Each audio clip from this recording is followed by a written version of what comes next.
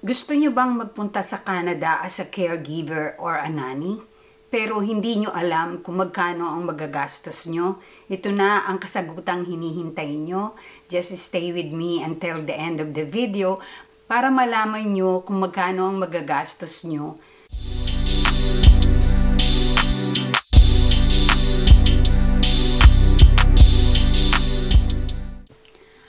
Hi! Hello everyone! Welcome back to Becoming Canadian. Ngayon, ang topic na pag-uusapan natin ngayon ay ang magagastos ng mga kababayan nating gustong mag-apply dito sa Canada as caregiver or nanny. Kasi maraming nagtatanong at patuloy na humahanap ng kasagutan kung magkano talaga ang magagastos. Dahil alam nyo, ang pagpunta dito sa Canada, minsan eager na eager kayong magpunta. Pero lagi nyo naiisip, paano kaya nakapag-apply ako tapos bandang huli hindi naman ako makakabayad ng processing fee. So, mabuti nang i-share ko sa inyo itong mga information na to para makapaghanda kayo ng gagastusin nyo kung sakaling pupunta kayo dito sa Canada as caregiver at nanny. Pero bago tayo magsimula, gusto ko muna i-shout out ang bagong superb member ng Becoming Canadian na si Joyce Abalona. Ganon din si Manilyn Palau ng Toledo City, Cebu. Engels Family ng Cabanatuan City, Nueva Ecija. At shoutout din kay Jenny Soro. Salamat sa panonood ng Becoming Canadian. Ano-ano ba ang mga hinaharap na gagastusin ng mga caregivers at nannies na nag-aspire na makarating dito sa Canada? The last time nakapag-vlog ako ng mga requirements at mga documents na maaari nyo dapat ihanda bago kayo mag-apply dito sa Canada. So for your information, ang Home Child Care Provider Pilot Program ng Canada Immigration ay nag-close noong January 17. So ngayon, hindi muna sila natanggap ng bagong application at mag-o-open pa sila next year, January 1, 2023. Pero ito ang magandang paraan para maihanda nyo ang mga papeles nyo, mga documents nyo, at ganun din ang budget nyo para sa pag-apply sa pilot program na to. Pero ang home support worker na kinabibilangan ng mga caregivers at yung mga mag-aalaga sa mga batang may medical condition, dito pa rin mag-fall sa home support worker. Since na-open pa ang pilot, meron pa kayong chance na mag-apply dahil open pa to hanggang December 31st. Depende kung marireach na nila ang 2,750 applications by the end of December. Ang lagi ko sinasabi, bago kayo mag-apply caregiver at nanny, kailangan ikumpleto nyo muna yung dalawang requirements na importante bago kayo maghanap ng employer na magbibigay ng job offer. Ano ba yon? Ang unang expense na dapat nyong paghandaan, at hindi lang paghandaan in terms sa budget, kundi kailangan nyo rin paghandaan dahil ito ay ang English language test ng IELTS or IDP. So ito ang language test, kailangan nyo paghandaan, kailangan nyo mag-review kasi dito nakasalalay kung anong grade ang makukuha nyo, kung anong score level. Alam nating lahat ang required na IELTS o language test sa home child care at home support worker ay ang Canadian Language Benchmark 5. So meaning yun ang overall minimum band score.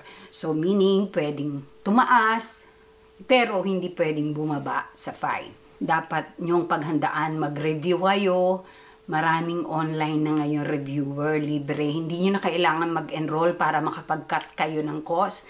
Hindi nyo na kailangan mag-enroll ng IELTS review dahil dagdag din yun sa gastos. Pwede kayong mag-review online, may mga free review. Pwede rin sa YouTube. Marami kayong mapapanood sa YouTube ng mga free review ng IELTS. Ang unang dapat nyong pagkagastusan at paghandaan ay ang IELTS. So, dito sa Canada, ang IELTS ay around $300. So, it's equivalent to around 12,000 pesos. Ang susunod ay ang gastos nyo sa Education Credential Assessment. So ano yun? Yun yung ini-evaluate kung ano ang natapos nyo at nag-i-issue ng report ang isang third-party organization like World Education Services. Isa na to sa pinakamabilis mag-evaluate ng education credential, which will just take like 30 to 35 days para makomplete ang assessment ng natapos nyo. So, kailangan nyo ipadala ang transcript of record nyo. Siyempre, pag kumuha kayo sa school nyo ng transcript of record, magbabayad kayo sa school nyo. So, ito ay around 400 pesos sa pagkuha lang ng inyong transcript of records kung saan kayo gumraduate o kung saan kayo nag-aaral.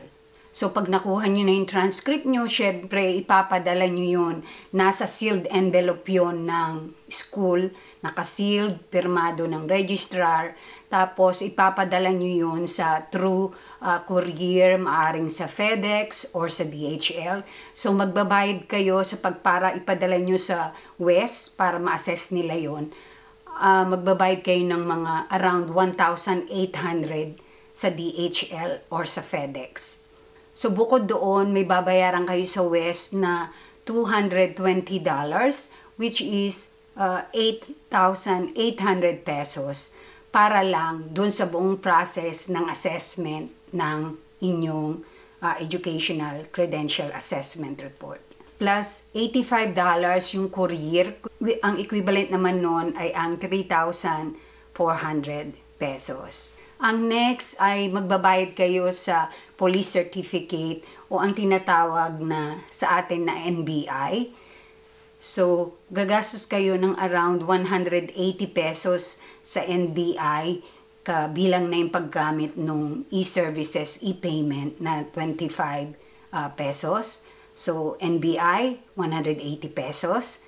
At kung kayo naman ay nasa ibang bansa at kakailanganin nyo yung police certificate kung saan kayong country, kasi minsan dalawa police certificate na kailangan nyo kung nagtrabaho kayo sa labas ng Philippines noon. Katulad ko, nagtrabaho ko sa Kuwait noon, may police clearance din ako ng Kuwait, meron din akong NBI ng Philippines. So, yung magagastos nyo sa police certificate nyo kung saan kayong country, idadagdag nyo na rin yun sa gastos. Ang next ay kakailanganin nyo ng photo para gagamitin sa visa nyo.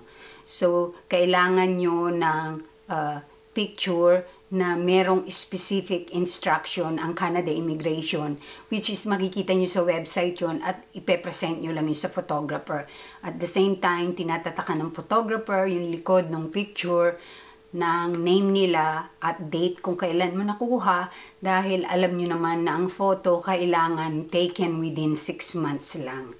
So, ang papapicture, let's say 85 pesos to 100, depende sa photographer na pinuntahan nyo. Tapos noon, kung may nag-TESDA kayo, kukuha kayo ng TESDA, magkakaroon kayo rin ng bayad doon sa pagkuha ng certificate. Let's say around 150 pesos yung pagkuha ng TESDA certificate nyo. Kakailanganin nyo yun as proof ng training nyo or course nyo sa pagiging caregiver or nanny. So yun yung mga expenses na kailangan nyong gawin bago kayo mag-apply. How about naman yung expenses sa Canada Immigration? As you all know, itong home child care provider pilot at ang home support worker pilot ay direct PR pathway. Madadala nyo ang family nyo at yung mga dependents nyo. Kung PR pathway, kailangan magbayad kayo ng processing fee directly sa Canada Immigration. Take note, I said directly dahil hindi kayo magpabayad sa middleman or sa third party, but only direct to Canada Immigration through online payment services na diretso sa immigration by the use of your credit card or Canadian debit card. Yun lang ang ina-accept nilang payment at ito ay gagawin nyo online. Kaya for sure, hindi kayo mai-scam dito kasi ang bayad nyo diretso sa Canada Immigration. Ang magagastos sa Canada Immigration ay ito.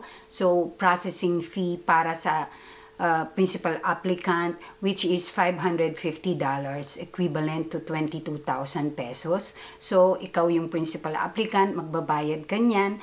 At kung meron kang asawa, or spouse or common law partner, magbabayad din siya ng 22,000 for processing fee. Magbabayad din kayo ng right of permanent residence fee na $500, which is equivalent to 20,000 pesos, ikaw at yung asawa mo. So kung meron kayong anak under 22 years old, pwede mo rin silang isama, magbabayad din sila ng processing fee na $150, equivalent to 6,000 pesos, pero exempted na sila sa right of permanent residence fee. So ano ba yung right of permanent residence fee? Yun ang binabayad kapag na-approve na yung permanent residence mo. Kung sakaling wala ka pang pera, pwede mong wag bayaran yung $500. Kaya lang magkakaroon ng delay. Kasi kung na-approve na yung application mo, tapos hihingin din sa'yo ng Canada Immigration yun, aandar din yung araw ng pagpaprocess mo nun. Pero kung talagang kagipitan, wala ka pa, kulang ang pera mo, pwede mo nang bayaran na lang yung $500, yung 20,000, kapag na-approve na yung application mo. As principal applicant, kailangan mong bayaran din ang work permit application mo, which is yun ang open work permit application ay total na ng $255 at dahil sa isasama mo ang family mo, kung married ka, ang asawa mo, tsaka mga anak mo, syempre kailangan magtrabaho siya dito, kukunan mo siya ng work permit, which is 10,200. Kung meron ka namang anak at estudyante pa lang siya, kailangan mo siyang kuhanan ng student permit, which is magbabayad ka ng $150, equivalent to 6,000 pesos. The more na malaki ang family mo, the more na mas marami ibabayad mo. Kaya doon sa mga nagtatanong sa akin kung magkano magagastos nila pag pumunta dito as caregiver, ang lagi ko sinasabi, depende sa laki ng family mo. At kung working age naman ang anak mo, halimbawa 16, 17 years old na, at ayaw mo na silang mag-aral dito at gusto mo na lang magtrabaho, pwede mo rin siyang, instead na student permit ang kunin mo, pwede mo rin siyang i-apply ng work permit katulad ng sa asawa mo. So, another $255 for the work permit, which is 10,200. At isa pang gagastusin nyo ay ang biometrics. So, ano ba yung biometrics? Yun ay nire-request ng Canada Immigration. Yun ay fingerprinting para sa kanilang database. So, kukunan ka rin ng photo at fingerprint. So, sa single person, iyon ay $85, which is 3,400 pesos. Pero kung family of 2, halimbawa, tatlong, dahil mag-asawa kayo, may isang anak, so family of 2 pataas, $170 na lang ang buong family, which is 6,800. So, there are two ways para makapag-apply kayo. Pwedeng online o pwede ang paper application. Nasa inyo yun kung saan kayo magiging convenient, kung magaling kayo sa computer o mas gusto nyo na lang maggagawa ng paper application tapos ipiprint nyo. Siyempre, mas makakatipid kayo sa online. Pag nag-online application kayo, click lang kayo ng click, submit na submit. Wherein in paper application, magkakaroon kayo ng karagdagang gastos dahil kailangan nyong magbayad ng courier para email o isend yung paper application nyo sa Canada Immigration. So, ano ang gagamitin nyo doon para sure na marireceive ng Canada Immigration yun dahil nandun lahat ang inyong documents at gusto nyong maging mabilis. So, magbabayad kayo sa DHL or sa FedEx. So, nagko-cost yun ng mga around 2,800 to 3,000 pesos. So, depende yung kung gaano kakapal ang application nyo. The more na malaki ang family nyo, maraming requirements, the more na mabigat. Pero usually, nag-average yun ng 2,800 to 3,000 pesos pagpapadala lang sa Canada Immigration. So, para makatipid kayo, I suggest na mag-online application na lang kayo para makatipid din kayo nung babayad nyo sa DHL or sa FedEx. Tapos yung mga miscellaneous na expenses nyo na lang, yun na lang yung pagkuha nyo ng mga iba nyo pang requirements. Halimbawa, yung nasa tulad nung sa TESDA nyo, pa-certify nung mga papeles nyo, pagkuha nyo ng halimbawa ng marriage contract nyo, ng birth certificate, syempre, idadagdag nyo na lang yun doon sa expense nyo. Ito na, sinamarize ko lahat ng magagastos nyo.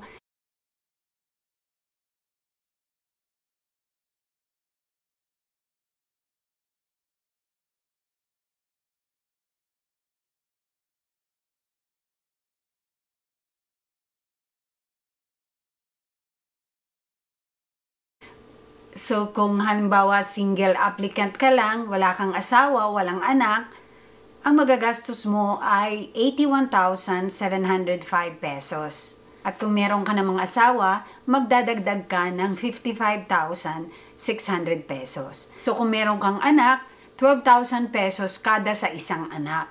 Yun ay kung estudyante na.